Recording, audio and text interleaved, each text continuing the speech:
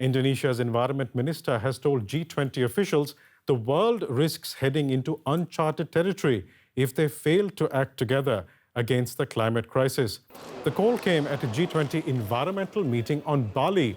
Just this month, catastrophic flooding has killed more than 1,000 people in Pakistan, while much of China has been experiencing a crippling drought and record heat.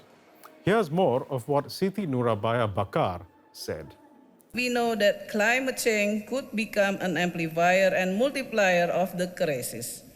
It would not only wipe out all development progress that has been achieved over the past decades, particularly in emerging economies, but it would also propel us over an environmental tipping point into uncharted territory where no future will be sustainable. And if you're in Pakistan, that future already looks bleak. Here, more than 33 million people, that's 1 in 7 Pakistanis, have been affected by flooding that followed heavy rain. Many are homeless, have lost their finances, and are in areas that are proving hard to reach because roads have been washed away. UN Chief Antonio Guterres has described it as a monsoon on steroids and appealed for $160 million in emergency funding to help the country. But Pakistan's floods aren't an isolated event. Just this year, South Asia has seen periods of extreme heat, followed by heavy rains and floods. And most of these events are occurring with greater intensity over regular periods of time. South Asia's battle against extreme weather this year began in March, when scorching temperatures battered the region. Pakistan reported record temperatures that exceeded 49 degrees Celsius. India received 70% less rainfall than usual. Residents across the region had hoped for relief, which came in May, but went way too extreme. The monsoon season began earlier than expected and hit the Indian states of Assam and Meghalaya in full force. Unprecedented rainfall and flooding left over 100 dead and millions of homes submerged. This is the third time that we're facing floods. This time, the flood has completely swamped the streets. Whatever was repaired after the second flood is now again in ruins. The rain also hit neighboring Bangladesh, affecting especially the low-lying areas. While heavy rainfall during South Asia's monsoon season is normal, flooding in such an intensity is not, or not yet. But monsoon patterns are changing, meaning Bangladesh will have to cope with more unpredictable spells of disasters. Due to our geographical location, we have to live with floods. We have to accept this and act accordingly. And most recently, Pakistan. Flooding has submerged more than a third of the country. Over 30 million people have been affected. 1,000 people died. This monsoon season will eventually come to an end, but devastation like this will likely repeat over and over again in the coming years and decades. And let's get more on this with Dr. Roxy Matthew Kaul from the Indian Institute of Tropical Meteorology in Pune. Dr. Kaul, South Asia has seen extreme heat in the months of March and April, followed by flooding in May and June. And now we have catastrophic flooding in Pakistan. Is all of this connected? Right, Biresh. South Asia is a poster child of extreme weather events churned out from climate change, a rapid pace in climate change, I would say. And we see a drastic trend in increase of extreme weather events like heat waves, droughts, floods, and cyclones in this region comprising of India, Pakistan, and Bangladesh. And this is particularly because South Asia is in such a geographical location with Indian Ocean around it, in the tropical waters, which is warming quite faster than any other ocean basins in the globe. Indian Ocean is one of the fastest warming ocean basins. And this is churning out extreme weather events like cyclones and very extreme monsoon wind bursts, which is carrying a lot of moisture with it. So there are occasions when the monsoon winds are strong, and there are occasions when the monsoon winds are weak. Right. In general, we see a long-term reduction in the strength of the monsoon circulation. So we have droughts, but in between, we see these monsoon winds are having bursts when it's taking up all that moisture from the ocean and dumping all of a sudden in some parts of South Asia. There is a clear global warming signal here. One of the important properties of global warming is that when the air is warmer, the air holds more moisture and for a longer time. Right. So it doesn't rain for a long time, but when it rains, all that moisture it has absorbed for that long time, it dumps all of a sudden. So you get a season's rain or a month's rain in a few hours to a few days. And that's what we see across South Asia. And this is not just in Pakistan.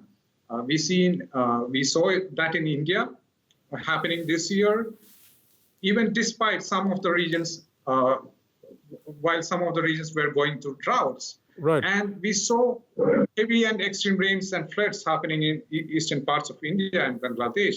So just hearing you describe this, I just need to ask you, Dr. Kaul, if you think that South Asia is therefore in the midst of a climate emergency. Right. I would say that. The early signals of climate change are arising from here itself. So that we saw that just before the monsoon season, we had a long heat wave. And it was not just the intensity of the heat wave; it was the length of that heat wave. It was not a one-day heat wave or a heat wave for a week. It was a season-long heat wave starting from March, April, May, and then creeping into June. And it coincided with dry conditions. The rains were very low during that time. It didn't rain for a quite long time. So that intensified the dry heat conditions during that time. And it's also a vicious cycle you see during the heat waves. Since you need to cool, you power up more air conditioning, or for the agriculture, you power up more irrigation sectors. So, for Dr. irrigation, Kaul, just given these various impacts that you're talking about, would you say that governments in the region are prepared to deal with these sorts of changes, or do they need to be doing more? Right now, no. None of the nationally determined commitments for reducing emissions are sufficient to keep the temperatures down below 1.5 degrees Celsius by 2040 or below 2 degrees Celsius by 2060. Yeah, and the changes that we see until now, the extreme weather events like cyclones, heat waves, floods, are in response to that 1 degree Celsius. Right. And even as a climate scientist, I cannot imagine the impacts of a 2 degrees Celsius change. Yeah. So the next step for the government to do is urgently take up adaptation measures. And we need local adaptation measures because though climate change is global, the impacts are local, very localized. You see floods happening in one region, droughts happening in another region, heat waves in another region or another season. So based on the local conditions and climatic changes, we need to do that assessment. Disaster-proof each region at panchayat or village level. Right. We'll have to leave it there for the time being, unfortunately. Dr. Roxy Matthew Kaul, thank you so much for joining us today on this important subject. Similar variations in climate are being seen across southwestern China as well. For much of the past few weeks, a record drought kept water levels dangerously low. But now with the return of the rains, there are fears of flooding. However, the recent dry spell has already shown people how climate change can directly impact their lives. Correspondent Patrick Falk reports from the city of Chongqing. Dark clouds hang over Chongqing's horizon. At last, there's rainfall. For weeks, this region had suffered under intense drought. It killed crops and caused bushfires. It also drastically lowered water levels along the Yangtze. It's been a long time since it rained, more than 40 days.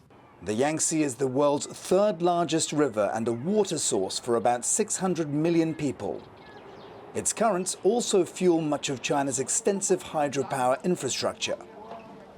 Parts of the river dried up during the drought, sparking severe energy shortages in Chongqing and other places.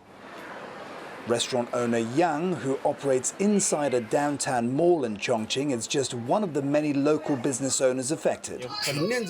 Normally, we'd have everything on. These days, the government is promoting energy-saving measures like using the fan instead of air conditioners. There isn't enough electricity.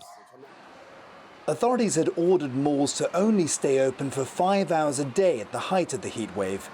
Yang says operating hours are still restricted and that many businesses are also making their own contributions, like keeping lights switched off to cut energy consumption. Well, you can see there are lots of efforts going into trying to save energy and to address this power crunch. Here on underground trains, aircon temperatures are being dialed up and lights are being dimmed, so every other light here is switched off right now. But these really are just stopgap measures to help alleviate the problem in the short term. In the long term, environmentalists like Li Jiao of Greenpeace say policymakers must set more aggressive green targets to tackle the effects of climate change. Extreme climate events like this are causing a lot of damage and are spurring a lot of public discussion. These factors could push the government to take a more proactive approach in fighting climate change and reaching its carbon neutral goals.